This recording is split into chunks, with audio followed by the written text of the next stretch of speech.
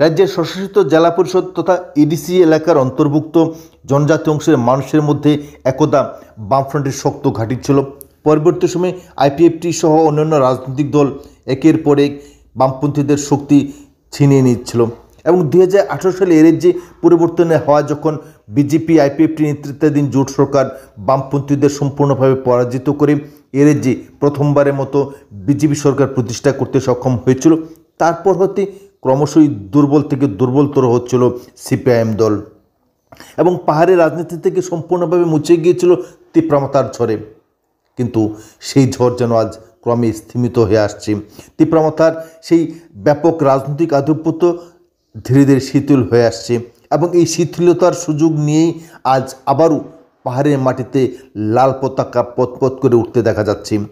পাহাড়ের প্রতিটি অন্দরকন্দরে আজ তীব্রতারা ক্রমশই বিজেপিমুখী নয়, তীব্রতামুখী নয়, বরং সিপিএমের লাল পতাকার তলেই ধীরে ধীরে সামিল হচ্ছে।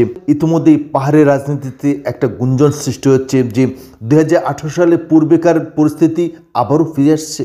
তীব্রতার দল এবং আইপিএফটি দলের সম্পূর্ণ আধিপত্যকে খারিজ করে এর যে তীব্রতারা আবারও বামপন্থী আন্দোলনে ঝুঁকে যাচ্ছে। তাই প্রতিনিয়তই ডেপুটেশন, মিছিল, মিটিং, উঠান সভা, ঘোড়া সভা, ডেপুটেশন, গণডেপুটেশন, কনভেনশন, গণকনভেনশন সহ বিভিন্ন ধরনের স্মরণ সভার মাধ্যমে সিপিএম দল আবারও পাহাড়ের মাটি পুনরুদ্ধার করতে সক্ষম হচ্ছে।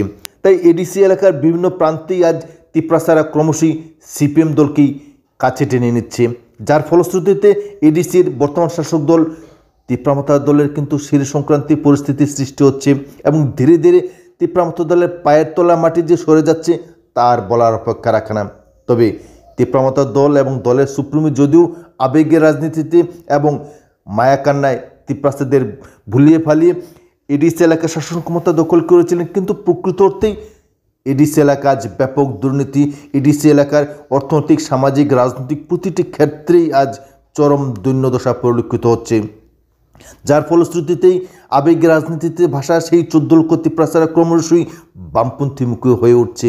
অর্থাৎ 2018 সালে পূর্বেকার পরিস্থিতি ক্রমশই তেজি আকার নিচ্ছে জিতেন চৌধুরীর নেতৃত্বে।